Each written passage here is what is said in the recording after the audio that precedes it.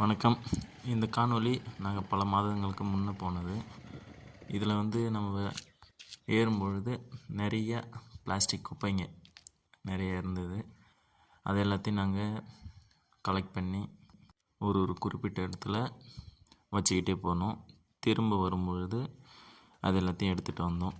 கிட்டத்தட்ட எங்களுக்கு ஒரு 4 கிலோவுக்கு மேலே இந்த வாட்டர் பாட்டில் மட்டுமே கிடச்சிது. இந்த மலைகளில் கோவிலுக்காக போகிற பக்தர்களும் இல்லை ட்ரெக்கிங்காக போகிற இளைஞர்களும் இது போன்ற குப்பைகளை அதிக அளவில் போட்டுட்டு வராங்க. இது மக்களுடைய அறியாமையையும் பொறுப்பின்மையையும் காமிக்குது.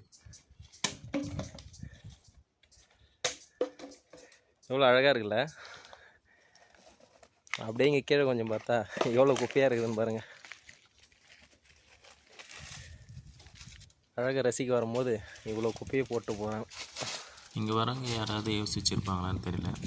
இங்கே நம்ம போடுற நம்ம கையிலேருந்து போடக்கூடிய குப்பைகள் யார் மறுசுழற்சி பண்ண போகிறாங்கன்னு. இது வெறும் தண்ணீர் பாட்டில் மட்டும் இல்லை, பலருடைய காலணிகள், உணவுக்காக எடுத்துகிட்டு போகிற பிளாஸ்டிக் பொருட்கள், பூஜைக்காக எடுத்துகிட்டு போகிற பொருட்கள், குழந்தைங்களுக்கு பயன்படுத்தக்கூடிய டயப்பர்ஸ், இது போன்ற எல்லா விதமான குப்பைகளும் இங்கே போடப்படுது. இங்கே போடக்கூடிய குப்பைகள் இங்கே போகிற வழியில் ஒரு இடத்துல குடிநீர் இருக்குது.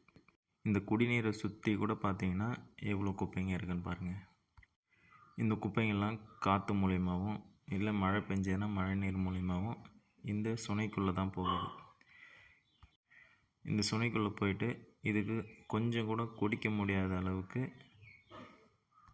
கெட்டுப்போன ஒரு நீராக மாறிடுது. இந்த நீரை பார்த்திங்கன்னா உங்களுக்கே தெரியும் எந்த அளவுக்கு கருமையாக இருக்குதுன்னு பாருங்கள்.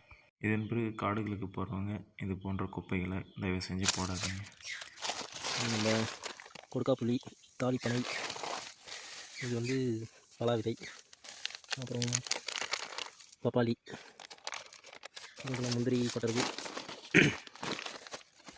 அப்புறம் நம்ம பாதாம் பட்டை, அப்புறம் இது சூடப்படுத்து மாதிரி சொல்லுவாங்க அது, அப்புறம் இதில் இந்த மகிழ மரம், புளியங்கொட்டை, மகிழ மரம், அப்புறம் இந்த ஆனை கொண்டு மணி சொல்லணும், இந்த விதைகள்லாம் நிறையா இருக்குது. இதெல்லாம் நம்ம போட்டுக்கலாம். கோசும் அதிகமாக இருக்குது. ஆமாம். இப்போ நாங்கள் வந்த வேலை தொடங்கியாச்சு.